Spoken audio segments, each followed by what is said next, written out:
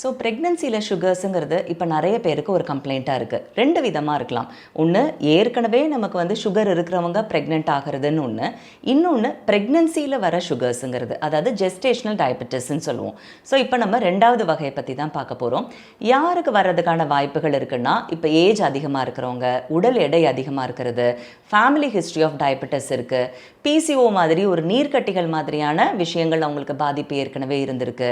So நம்மளுடைய Asian origin இது எல்லாமே அதுக்கு ஒரு காரணமாக இருக்குது. அதோட முக்கியமாக என்ன ஆகுதுன்னா, ப்ரெக்னென்சியில் ப்ளசண்டான்னு சொல்கிறோம் இல்லையா, அந்த நஞ்சு, அதிலிருந்து ஏற்படக்கூடிய மாற்றங்கள் இந்த ஜெஸ்டேஷன் டயபெட்டிஸ்க்கு ஒரு முக்கியமான காரணமாக இருக்குது.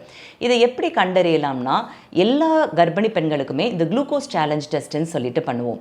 ஸோ இது ஃபஸ்ட்டு விசிட்டில் அதில் நெகட்டிவாக இருந்ததுன்னா திருப்பி 6 மாதங்களில், அப்புறம் 8 மாதங்களில் அப்படின்னு பண்ணக்கூடியது. எப்படி இது மூலமாக கண்டுபிடிக்கலாம் இந்த டெஸ்ட் அப்படின்னா, குளுக்கோஸ் கொடுத்துட்டு 2 மணி நேரம் கழித்து சுகர் டெஸ்ட் பண்ணுவாங்க. ஸோ ஒரு குளுக்கோஸ் கொடுத்தா கூட நம்மளோட உடம்பு சுகரை கண்ட்ரோலாக வச்சுருக்கிற அளவுக்கு நம்மளுடைய இன்சுலின் ஹார்மோன் ஸ்ட்ராங்காக இருக்கணும். அப்படி இல்லாமல் சுகர் கூடுது அப்படின்னு சொன்னால் அவங்களுக்கு தான் இந்த ஜெஸ்டேஷனல் டயபெட்டிஸ் இருக்குதுன்னு தெரிஞ்சுக்கும். ஃபார் எக்ஸாம்பிள், இப்போ உங்கள் டாக்டர் உங்களுக்கு 75 கிராம்ஸ் ஜிசிடின்னு சொல்லியிருப்பாங்க. அதாவது 75 கிராம்ஸ் குளுக்கோஸ் கொடுத்து 2 மணி நேரம் கழித்து சுகர் டெஸ்ட் பண்ணி பார்க்கும்போது 140க்கு மேலே இருக்குது அப்படின்னு சொன்னால் அவங்கள ஜிடிஎம், அதாவது சுகர் இருக்கக்கூடிய பேஷண்ட்ஸ்ன்னு கேட்டகரைஸ் பண்ணுவோம். ஸோ இந்த மாதிரி சொல்கிறாங்கன்னா, எடுத்ததும் மாத்திரைகள் போகிறதுங்கிறது இல்லை, உங்களோட வாரங்களை பொறுத்து உங்கள் டாக்டர் என்ன சொல்கிறாங்கங்கிறது கேளுங்க. ஸோ ஃபஸ்ட்டு நீங்கள் நார்மலாக இதை நம்மளோட எக்ஸசைஸ்லேயும் நம்மளோட உணவு பழக்கத்துலேயும் இதை குறைக்கிறதுக்கு வாய்ப்புகள் இருக்கான்னு பார்க்கலாம். அதுக்குண்டான மெஷர்ஸ் என்னென்னா, அடிக்கடி கொஞ்சம் கொஞ்சமாக சாப்பிட்றது, ஒரே நேரத்தில் நிறைய எடுத்துக்க வேண்டாம், சரியான அளவில் புரதச்சத்து புரோட்டீன் இன்டேக் எடுத்துக்கணும், மைதா ஐட்டங்கள், ரைஸ், இந்த மாதிரி மாவு பொருட்கள் தவிர்த்துடணும், நைட்டு ஏர்லியராக டின்னர் எடுத்துக்கணும். ரொம்ப லேட்டாக 10:30, 11 அந்த மாதிரி சாப்பிடாம ஒரு 8:30க்குள்ளே எடுத்துக்கிற மாதிரி பாருங்கள். முக்கியமாக ஃப்ரூட்ஸுன்னு பார்த்தீங்கன்னா, இந்த 5 வகையான ஃப்ரூட்ஸ் அவாய்ட் பண்ணணும். என்னென்ன ஃப்ரூட்ஸ்னால், மாம்பழம், சப்போட்டா, சீத்தாப்பழம், செவ்வாழை, வாட்டர்மெலன்ஸ், இந்த மாதிரியான பழங்கள்.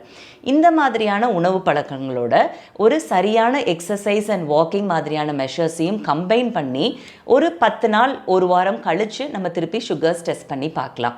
அதில் கண்ட்ரோலாக இருந்ததுன்னா இதே மாதிரி பழக்கங்கள் மூலமாகவே ப்ரெக்னென்சியோட கடைசி வரைக்கும் நம்மளால் கொண்டு செலுத்த முடியும். இந்த மாதிரியானது நீங்கள் பண்ணியும் உங்களுக்கு சுகர்ஸ் குறையிலன்னா தான் அதுக்கு டேப்லெட்ஸில் கண்ட்ரோல் ஆகலை அப்படின்னு சொன்னால் இன்ஜெக்ஷன்ஸோ போகிறதுக்கு சொல்லுவாங்க.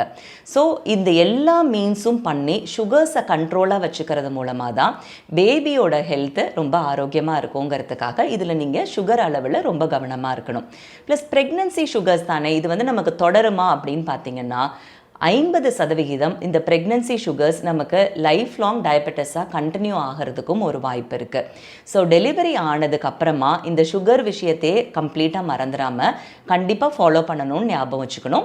டெலிவரி ஆகிட்டு 6 வாரம் கழிச்சும் அதுக்கப்புறம் 3 மாதம் கழிச்சும் ஒரு தடவை செக் பண்ணுவோம்.